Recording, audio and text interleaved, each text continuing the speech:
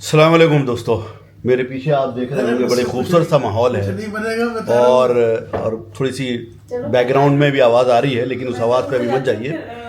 बहुत दिनों के बाद मैं हाजिर हुआ हूँ। मसरूफियत थी मेरी, बहुत सारी चीज़ें हैं जो नहीं हो पाती हैं, तो इत्तेफाक से एक बहुत ही अहम और बहुत ही पुरानी शख्सियत के साथ मुलाकात हुई। और जामिया के लोग जो हैं उनके बारे में शख्सियत क्या कहना, उनका वो अपने आप में ख़ुद का तारुफ होते हैं। तो मैं कैमरे का रुख करता हूँ। आफ्ताब भाई, अस्सलाम वालेकुम। वालेकुम सलाम। ये दुबई में आपका खैर मकदम है और गर्मियों के दिनों में आप आए हैं। शुक्रिया, बहुत बहुत। और मुझे मिलने का आपने वक्त दिया, इसका भी बहुत बहुत शुक्रिया। आपका भी शुक्रिया कि आप अपना कीमती टाइम निकाल के मेरे पास मुलाकात को मेरा तो मतलब है कोई मतलब नहीं। मेरा मतलब ये है कि मैं जामिया के जो लोग हैं उनसे बात करता हूँ, पुरानी जामिया को थोड़ी देर के लिए याद करता हूँ, और ताकि जो लोग अब हैं या जो आने वाली नस्लें हैं जिन्होंने वो जामिया नहीं देखी जो हमने जी है अपनी ज़िंदगी में, वो थोड़ी सी जामिया में कुरेदता हूँ, थोड़ी सी जामिया बाहर निकालने की कोशिश करता हूँ। तो सोच रहा हूँ आपके हिस्से की जो जामिया थी वो क्या थी, थोड़ा सा आपसे पता चल जाएगा तो बड़ा अच्छा लगेगा। ज़ुबैर भाई, हमारे वक्त में तो जो तालिब इल्म थे, जो हमारे साथी थे, उनमें प्यार मोहब्बत बहुत था। जो हमारी क्लास के लड़के लड़कियां, जैसे जामा मस्जिद से लड़कियां आती थी तो वो खाना अपने साथ लाती थी और हमें अपने साथ बैठ के खाना खिलाती थी। जी जी जी। और अच्छा लगता था, चूँकि हमें तो हॉस्टल का खाना आप समझ ही सकते हैं कैसा होता है। घर का खाना मिल जाए तो हमें तो बहुत मज़ा आता था और बहुत मोहब्बत थी। आज जामिया बिल्कुल बदल गया। आज जामिया में जो प्यार मोहब्बत थी, जो स्टाफ में पहले मोहब्बत थी, जो छोटा स्टाफ होता था वो हम लोगों से बहुत मोहब्बत से मिलता था, आज वो बात नहीं है। और ये किस सन की बात आप कर रहे हैं? मैं 83-84 की बात कर रहा हूँ। आप 83 में जामिया मिल्लिया इस्लामिया स्टूडेंट यूनियन के प्रेसिडेंट भी रहे? हाँ, मैं जनरल सेक्रेटरी रहा शुरू में। अच्छा, शुरू में। हाँ, फिर वो इलेक्शन नहीं हो पाए तो ऐसे ही बना दिया था मुझे प्रेसिडेंट। अच्छा अच्छा, ओके। और किदवाई साहब के ज़माने में, चूँकि ये जो किदवाई बहुत बड़े मशहूर आदमी थे, तो उनसे स्टूडेंट की, तालिब इल्म की डिमांड के ऊपर, मांगों के ऊपर जी जी जी आपस में यूनियन का और हमारा एडमिनिस्ट्रेशन से झगड़ा हो गया। अच्छा। और वो इतना बढ़ गया कि वो फिर हम लोगों को वाइस चांसलर ने जेल भिजवा दिया। किदवाई साहब ने? किदवाई साहब ने 16 लोग हम जेल चले गए और 10-12 दिन जेल में रहे। उसके बाद जब तारीख हमारी आई तो जज ने फिर हमें कि भाई तो स्टूडेंट है, छोड़ दी। और झगड़ा क्या हुआ था? भाई स्टूडेंट की मांग थी कि भाई ये मांगे पूरी करो, इनको हॉस्टल बनवाओ, इनको कुछ लोगों का जो मुझसे पहले एडमिशन नहीं था निकाल रखे थे, जिनमें तारिक केटी साहब थे, एक बड़े मशहूर। केटी साहब का नाम सुना है। उनको दाखिला नहीं दे रहे थे तो मैंने कहा इनको दो। उसके ऊपर काफ़ी झगड़ा हुआ।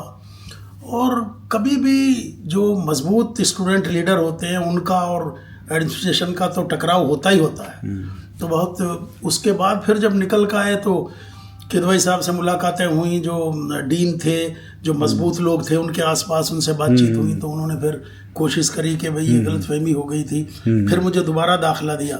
अच्छा। और फिर हमने मिलकर जामिया में जो भी काम थे जो हमारे लायक थे हमने किए। और किदवाई साहब ने भी फिर हमारे कहने से बहुत स्टूडेंटों को दाखिले भी दिए, उनकी फ़ीसें भी माफ़ करी, और जिनके एग्ज़ामों में नहीं बैठ पाते थे उनको एग्ज़ाम दिलवाए।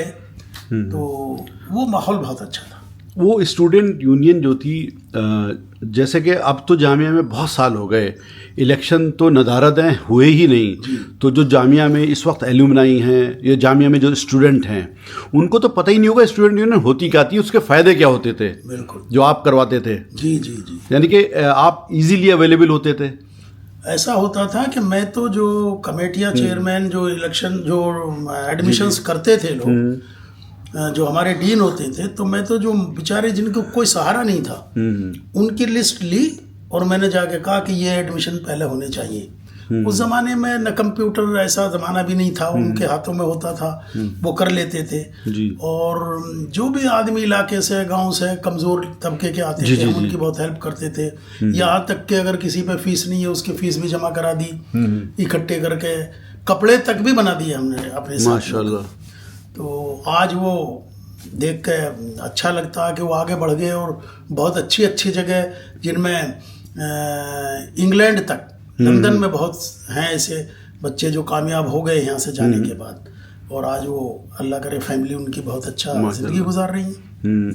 कोई ख़ास उस्ताद जिससे आपकी बहुत अच्छी दोस्ती रही हो, या कोई ऐसा स्टाफ जिससे नोक झोंक रही हो, लेकिन वो नोक झोंक वैसी वाली नहीं हो कि दिलों में कदूरत हो जाए, वक्ती तौर पे हुई, मुद्दे पे हुई और उसके बाद फिर सही हो गए, ऐसा कोई किस्सा? हाँ, हमारे एजे किदवाई साहब से, वाइस चांसलर से बहुत टकराव हुआ, लेकिन बाद में फिर बहुत मोहब्बत से काम किया, और उन्होंने जो मैंने कहा, उन्होंने कहा तुम फेस करोगे, इतना कहते थे। जो काम मैंने कहा वो दिलों में कोई फर्क नहीं था। गोपीचंद, प्रोफेसर गोपीचंद नारंग, मैं MA उर्दू कर रहा था, तो उनसे ताल्लुक़ रहा मेरा, तो बहुत उनसे मोहब्बत रही हमारी। और अब उसके बाद 20-30 साल बाद का किस्सा बताऊं कि जब अनी जंग साहब जब वाइस चांसलर थे हमारे, तो उन्होंने बुलाया था, अजीज़ कुरैशी साहब गवर्नर थे उत्तराखंड और यूपी के, तो उन्हें चीफ गेस्ट बुलाया था, तो मैं उनके साथ वहाँ से आया और मैं बराबर में बैठा, तो गोपीचंद नारंग भी वहाँ गेस्ट थे। अरे वाह। और उन्होंने कहा, फिर वो मुझे वाक़या आता है याद, गवर्नर साहब से, अजीज़ कुरैशी साहब से, कि ये आफ्ताब मेरा स्टूडेंट रहा है। तो बड़े हाजिर जवाब थे गवर्नर साहब, तो अजीज़ भाई बहुत प्यारे आदमी थे, उन्होंने कहा कि रजिस्टर में रहा होगा। तो बड़ी मोहब्बत करने वाले लोग थे, और हम भी उस्तादों की बहुत इज्जत करते थे। आज मेरे ख्याल से ज़माना बदल गया, आज वो बात नहीं है। अब वो बात नहीं है। और स्टोर पे रहते थे मुस्तकिल आप लोग? हाँ, स्टोर पे हम जाते थे, तो कई लोग तो पहले खड़े हो जाते थे जाके कि यार आफ्ताब वगैरह आएंगे तो उनके साथ नाश्ता कर लेंगे। वो बुद्धू था, वो चाट बनाता था और छोले भटूरे वहाँ मिलते थे, तो वो बुधराम साहब के, बुधराम जो था वो, उसने देखा, मैंने कहा भाई यार डाल दे और 2-4 अंडे डलवा दे इसमें। तो नसीर के होटल पे, नसीर भाई के, हाँ नसीर भाई के, हम सब इकट्ठा होकर वहाँ नाश्ता करते थे बड़े प्यार मोहब्बत से, और एहसास भी नहीं होता था कि भाई हम कोई गैर हैं। एक घर की तरह, एक कुनबे की तरह, एक ख़ानदान की तरह 100-200 लोग ऐसे थे कि जो ये अंदाज़ा नहीं होता था कि हम भाई नहीं हैं, हम ख़ानदान के नहीं हैं। अच्छा। आज वो दौर कहाँ है? सही बात है। और वो जो मौलाना साहब की कैंटीन थी, मौलाना की कैंटीन, जब मैं जाता था तो वो कभी पैसे नहीं लिए उन्होंने। 10 लोग खाने चले गए, पैसे नहीं लेते थे। फिर एक दिन आए और बोले भाई मुझे 2000 रुपये दो भैया। अच्छा, वो जब आप अकेले बैठे होते थे किसी लड़की के साथ? नहीं, लड़की के नहीं, सब यार दोस्तों के साथ। पूरा जो मैं जाता था तो मेरे साथ कम से कम 10-12 का ग्रुप तो रहता है। जी। तो खा के उठ गए भाई। अब उन्होंने समोसे भी खिलाए, ब्रेड अंडा भी खिलाया, बहुत बढ़िया थे मौलाना, मशहूर आदमी था वो, इसमें कोई शक नहीं। लेकिन पूरे साल खाते रहे, और फिर जब अब उसको कहाँ तक फिर आए तो बोले भाई यार मुझे 2500 रुपये दो भाई चौधरी, तो ऐसे करके चलता, वो हिसाब बराबर कर लेते थे। हिसाब बराबर कर देते थे। ये जामिया में रवादारी थी। हमें भी ये लगता था कि यार खाना ऐसे ही खा के चले गए, या चाय ऐसे ही पी के चले गए, बॉस हैं हम लोग। और बाद में फिर वो सब झेलना पड़ता था।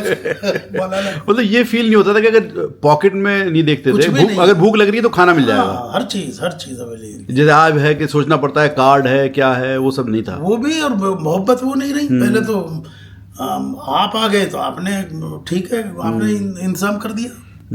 हम छोटे थे, हम 1982 की बात है, जब हम देखते थे आप लोगों को, तो बाकायदा हमें मतलब डर सा लगता था आप लोगों को देख के, लेकिन हैबत थी, लेकिन कभी बातचीत नहीं हुई थी। मैं हायर सेकेंडरी में जाता था। जी। और मैंने खान साहब से कह दिया था, जो प्रिंसिपल थे, कि भाई देखो अब मैं जब आऊँ तो जरा सा किनारा कर लेना तुम। अच्छा। चूँकि बच्चे उम्मीद करते थे आफ्ताब भाई आएंगे तो टीचरों को थोड़ा कैड़ा कर देंगे, हमें हेल्प मिलेगी, थोड़ा झांक लेंगे एक दूसरे को, किसी की थोड़ी सी नकल मार देंगे, दबदबे के लिए।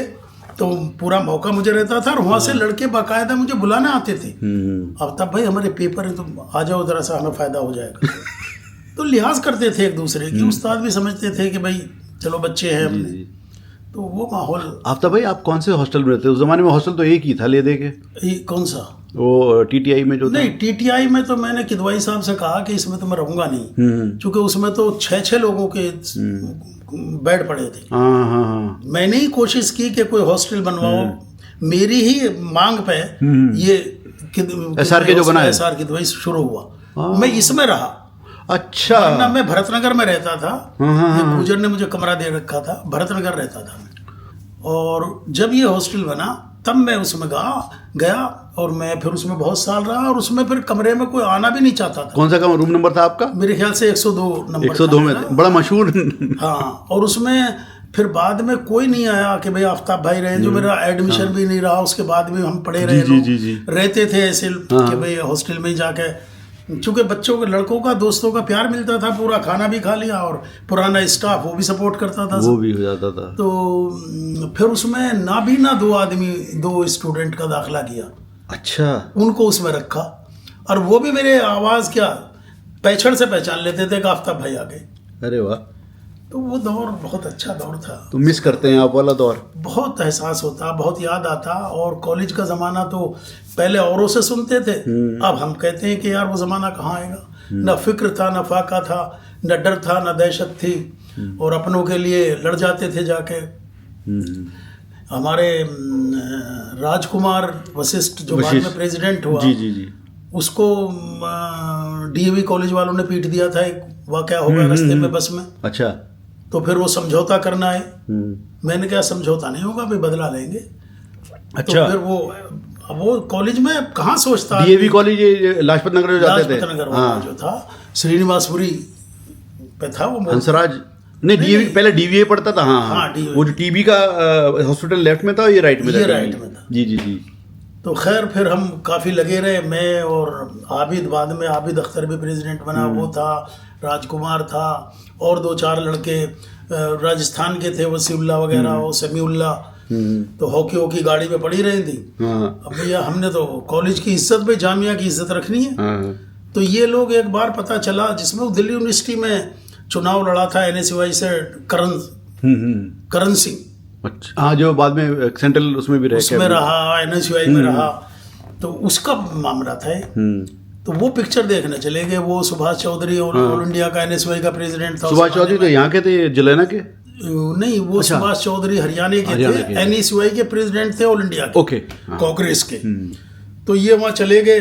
सुशील शर्मा था दिल्ली यूथ कांग्रेस का प्रेसिडेंट, जो उस कांड में आया, जेल वेल गया बाद में। तो ये सब लोग वहाँ पिक्चर देखने चले गए, और हम कार में बैठ के और सब वहाँ गए, और फिर वहाँ हमने उनको मारपीट करी और फिर बदला लिया उसका। तो बड़ा जामिया का मतलब ये था कि हम ये ना हो कि जामिया का स्टूडेंट पिट गया, लड़का पिट गया, नाक नीची, चाहे कुछ भी हो जाए, हमारी नाक नीची ना हो। हमने वो बदला लिया, और फिर बाद में वो लोग इकट्ठे होकर समझौता हुआ। तो ऐसा दौर था।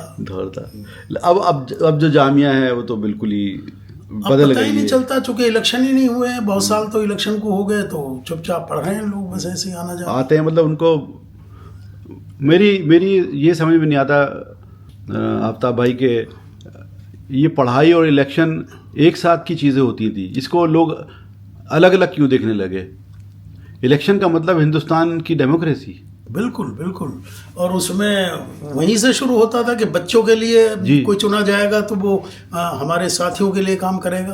उनकी परेशानियां, किसी का फार्म जमा नहीं हो रहा है, किसी की फीस जमा नहीं हो रही है, तो ये चीज़ें देखता था। अब वो माहौल बिल्कुल ख़त्म हो गया, तैयार किया जाता था, वो इलेक्शन ही नहीं हुए, बहुत ज़माना हो गया।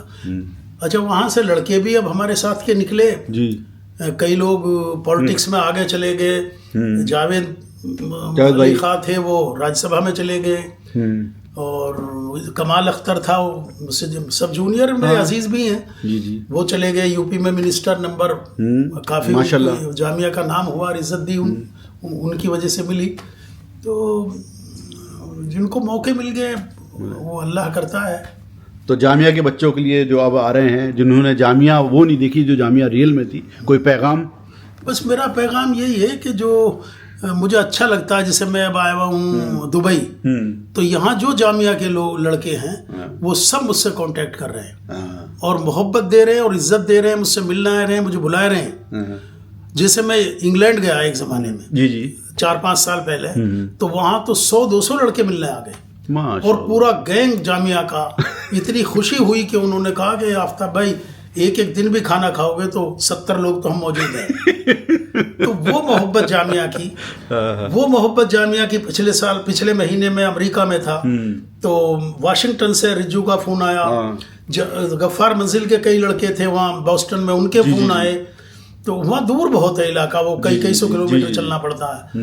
तो वो मेरे नाम को सुन के ही के जामिया के आफ्ताब भाई हैं, तो वो मोहब्बत चाहता हूँ मैं कि अब भी स्टूडेंट में वो प्यार मोहब्बत बाकी रहे और सब मिलजुल कर चले माशाल्लाह। और जो पैगाम जामिया खुद देती है कि हिंदू मुसलमान सिख ईसाई सब एक हों और पूरे हिंदुस्तान के लिए काम करें और तरक्की करें, जैसे माशाल्लाह जामिया के लोग कर रहे हैं। जामिया के बहुत स्टूडेंट, कोई इंजीनियर है, कोई डॉक्टर है, जो उन्होंने जामिया की खिदमत की है और जामिया का नाम रोशन किया है, तो उसमें करें ये लोग काम और कर रहे हैं। तो इससे मुल्क मजबूत होता है और एकता मजबूत होती है, बेशक इंसानियत मजबूत होती है, बेशक। तो यही मेरा बहुत बहुत शुक्रिया अल्ताफ भाई, आप अपने शेड्यूल में शुक्रिया तो आपका कि आप भी दुबई में इतना टाइम निकाल के आप इतने बड़े काम कर रहे हैं माशाल्लाह, और आपने वक्त मुझे दिया।